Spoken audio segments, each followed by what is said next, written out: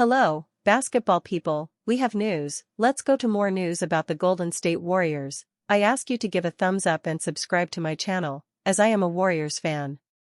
If the Warriors manage to make a trade with the Dallas Mavericks and bring in Daniel Gafford and Klay Thompson, it will be a good deal, because Buddy Hield hasn't been playing well and Jonathan Kuminga has requested a trade. And Klay Thompson has the opportunity to resurface, and Daniel Gafford would be a fundamental and important piece at the center position. This trade would be good for the Warriors if it happens. It's no secret that the Golden State Warriors and forward Jonathan Kuminga's relationship has reached a breaking point. Just days ago, Kuminga finally requested a trade from the organization that drafted him following a removal from the rotation, and multiple suitors have emerged in a potential trade. One of those suitors is the Dallas Mavericks. The team is looking to kickstart a new era around rookie number 1 overall pick Cooper Flagg while moving on some of the older pieces, and one of those pieces might be the key to acquiring Kuminga. According to reporter Evan Sidery, Mavs center Daniel Gafford has come up in negotiations between the two teams. The big man is an athletic rim runner, someone who can catch lobs to provide vertical spacing, while also being a solid rim protector and rebounder who can seal off the paint next to Draymond Green. Most importantly, it adds someone who has experience playing in high-stakes games, including the finals, to the Warriors, who are still trying to build a contender around Stephen Curry. For a team that repeatedly gets bullied inside due to a lack of size and paint defense, the appeal for Gafford, who is tied to a $54 million deal over 3 years starting next season, is obvious. Golden State was previously connected to Mavs superstar Anthony Davis, who fits the same mold as Gafford, but clearly on a higher level. However, according to insider Chris Haynes, the Mavs were unimpressed with the returns the Warriors offered, and matching salaries became a problem as well. For the Mavs, Kuminga is a high-upside swing player, which is something every successful team hopes to have: young, versatile wings. On a team looking to retool, he would have more opportunity to grow. What a potential Jonathan Kuminga-Daniel Gafford trade could look like for Mavs Warriors. With the Dallas Mavericks prioritizing upside to build around Cooper Flagg, Jonathan Kuminga checks every box they're trying to fill: young, explosive, and untapped. The Warriors are operating on urgency, especially with fractures between the two parties and mismatched timeline, and Gafford provides reliability, structure, and size. A framework for a trade would take a bit more than a straight-up swap due to their unmatched salaries, which means other players need to be involved. One mock trade from Sam Quinn has the following exchange. Mavericks receive Jonathan Kuminga, Buddy Hield. Warriors receive Daniel Gafford, Klay Thompson. It gives the Warriors an answer to their center issue, while also closing the emotional loop of this era of the Warriors, and Dallas absorbs Kuminga's money with the chance to resign him on a friendlier deal in the summer after his contract expires. The Mavs have openly been exploring trade markets for both Gafford and Thompson, as well as Davis and D'Angelo Russell, and this trade could end up being the best for both sides. While the Warriors might not end up as a top-tier contender, the team can let Stephen Curry ride off into the sunset in his twilight years with a solid roster, something that has become a rarity since the team won the 2022 championship. Warriors' stance on Quinton Post is crystal clear before the trade deadline. Quinton Post may have become a solidified starter for the Golden State Warriors in recent weeks, but Steve Kerr's stance on the young big man proves the franchise could still do with a center upgrade before next month's trade deadline. Post has now started in 19 straight games for the Warriors, yet that hasn't necessarily translated to more minutes for the second-year center whose shooting inconsistencies have offset some of the strides he's taken defensively this season. Warriors could still do with center upgrade before the deadline. Post hasn't played more than 19 minutes in any of his last 6 games, with Al Horford rounding into form off the bench and Steve Kerr still utilizing Draymond Green as a small ball 5 for considerable time.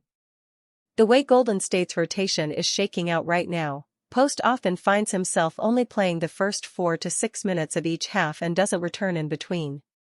That makes it difficult to find a rhythm when you're sitting on the bench for so long, which is perhaps partly why Post is shooting just 33.5% from three-point range so far this season after a team-high 40.8% in his rookie year. While the Warriors are -17 in posts minutes over the last 14 games, ranked worst of anyone, averaging at least 15 minutes, his starting role is likely to remain for the time being, given the team holds a 10-4 record and is playing their best basketball of the season. Kerr has found a rotation that's working, and that includes post starting but playing limited minutes. It proves that while not a pressing need as they continue winning, Golden State could still do with a center upgrade over the second half of the season. Whether that can happen or not remains to be seen, particularly when there doesn't appear an obvious and ideal option that would force the front office's hand. The Warriors had been linked to Anthony Davis, but his injury concerns have eviscerated that idea, not to mention the 10x All-Star would likely prefer to play next to post at the power forward spot anyway. The likes of Nick Claxton and Daniel Gafford are other potential center targets for Golden State, but are one of those more traditional bigs really going to start in a front court that lacks some spacing already with Draymond Green and Jimmy Butler?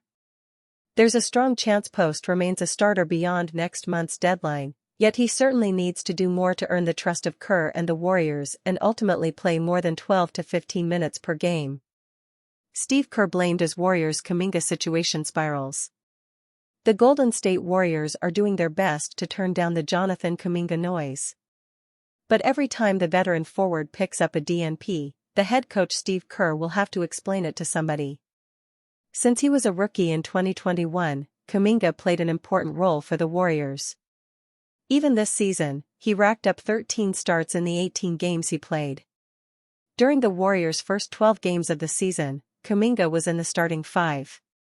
He came off the bench for the first time on November 12, then suddenly dropped out of the rotation. After a drama-filled summer surrounding Kuminga's restricted free agency, analysts and former players warned Golden State of what they were walking into. Before the year even tipped off, everybody knew that one or both parties would want a split by January 15. Could there have been a way around it all? Maybe. But one thing is for sure, Kuminga turning into a reserve without a chance to hit the floor nightly, while getting paid $22.5 million, isn't going over well with anybody. Do the Warriors have a Jonathan Kuminga problem? If you ask the player-turned-analyst, Kendrick Perkins, you'll get a hard redirect on that question. There is a Jonathan Kuminga problem, but the player isn't the one to blame.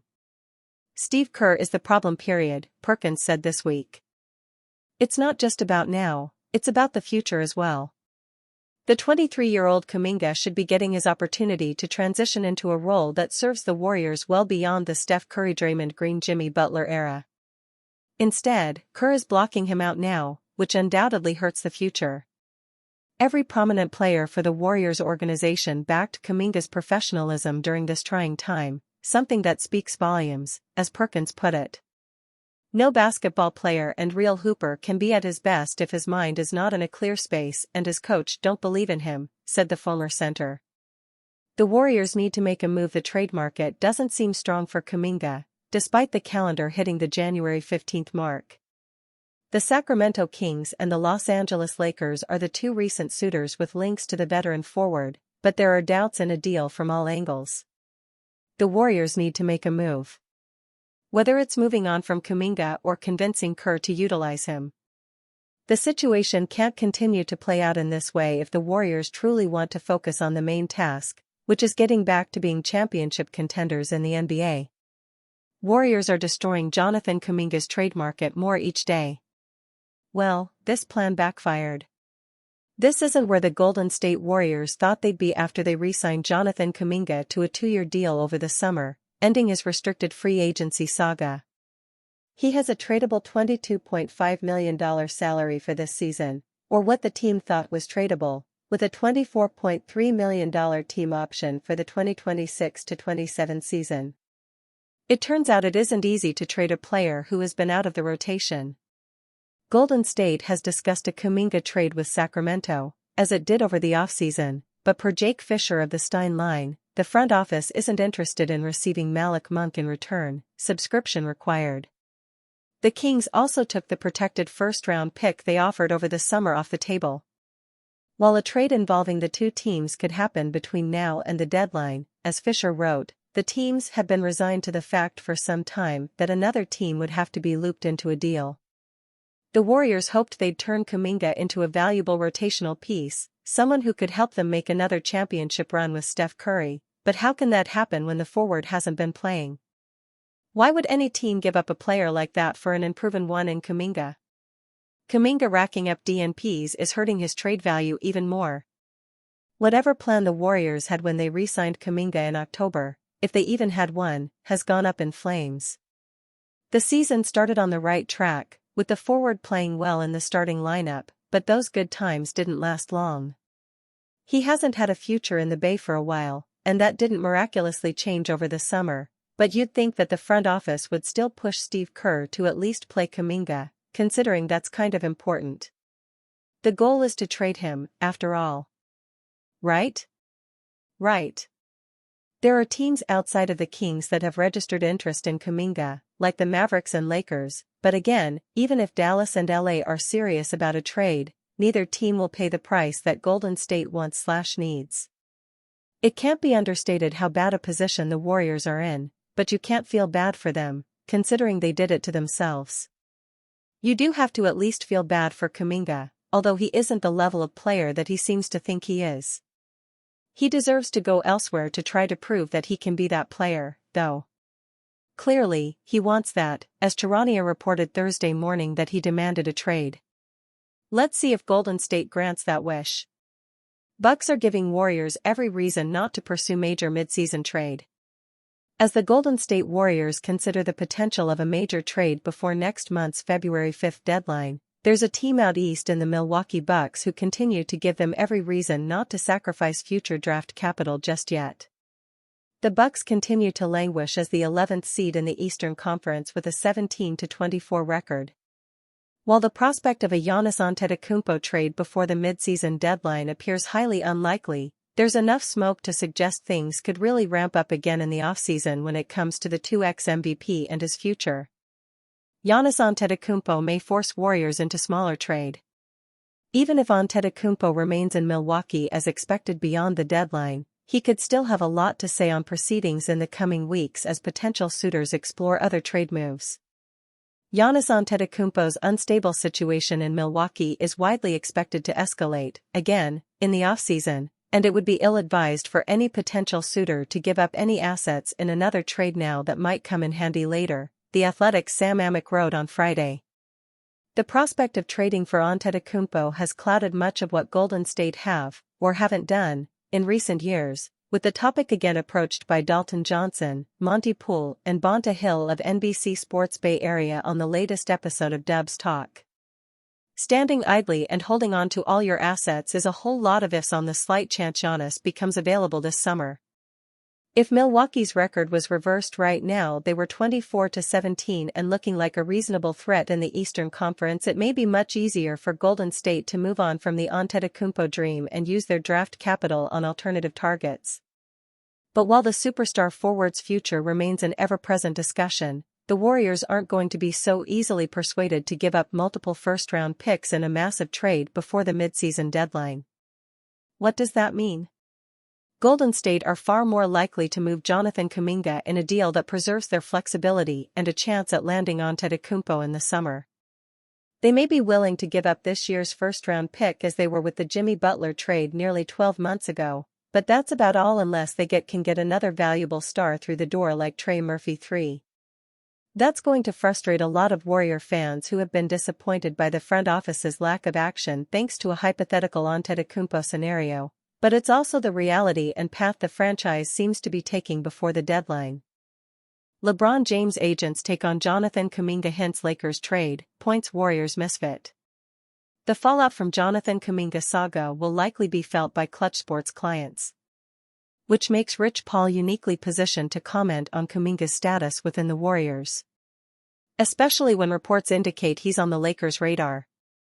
Being a healthy scratch for over a dozen consecutive games has plummeted the forward's value and easy for the Lakers to swoop in. And Rich Paul, like the rest of us, speculates why Kuminga's elite athleticism failed to create a consistent role within the team. Paul set the Lakers aside to talk about the big development in the league on Game Over Tonight. On January 15, trade eligibility began and Jonathan Kuminga demanded an exit out of the Bay. It was hardly surprising after the 2025 he's had with doubts about his fit with the Golden State Warriors. Now, Kuminga is not one of his clients. So Paul's completely unbiased when he says, "I think a player of that caliber has the ability to play on most teams because of his talent." Any team like, a certain one in Los Angeles? Paul doesn't say it outright. He does say that JK was not the right fit for the Golden State system. When you're on a specific team, now you have to dive into that team's style of play and how it fits, how the coach wants to play, the other pieces. As he said, this problem came up in 2024 and Kerr made it obvious that Kuminga didn't fit their Stephen Curry-centric style. For 2 seasons in a row, that resulted in Kuminga's diminished minutes. Around his first DNP earlier in the season, Kerr publicly stated he won't justify why somebody isn't playing. It suggested that it wasn't the dip in JK's shooting efficiency but his role in the lineup that was the problem. Although he can't elaborate why that may be, Paul can speak as an observer that, maybe it's just not a fit there. But he firmly believes the 23-year-old can fit into any other team. Rich Paul reveals the inflexibility of the Golden State Warriors system. Rich Paul might confirm what a lot of analysts have been saying, that Jonathan Kuminga's struggles are not a talent issue but a systemic one. But when LeBron James's friend and agent says it, it fuels rumors about the Los Angeles Lakers. Especially when LA is a possible landing spot for the forward. The Warriors have no interest in getting Michael Porter Jr., and the Pelicans won't give them Trey Murphy III. That increases the Lakers' leverage to trade a player with a diminished role for another one. A proposed mock trade puts Rui Hachimura, Gabe Vincent, and Dalton Knecht, whose ceilings have dropped recently, in exchange for Kuminga. Thanks to Kerr reducing his minutes, JK presents a low-cost, high long-term development prospect when the Lakers try to build around Luka Doncic. However, what they really need is a DPOY like Rich Paul's other client to fix their defensive weaknesses. Not surprisingly, Paul drew that comparison to Draymond Green. Obviously Kuminga, could play anywhere else, and I think, in the event that his style of play was more of a Draymond type of role where you can rebound the ball, push, throw into a dribble handoff, make the right read, get off of it, set the screen, roll again, drop shoot, kick to the corner, that's not his style of play. Green, though, had a big role in enabling the Warriors system, and it's hard to completely slot into his position. Only the most elite players have been able to adapt to Steve Kerr's Curry-centric designs, visible from LeBron James, Anthony Davis, and Kevin Durant in Team USA, and Jimmy Butler in the Warriors right now. But the Lakers are currently starting a new system, an ideal time for Kuminga to carve out his new role. Now all that's needed is for the two teams to agree on the draft capital.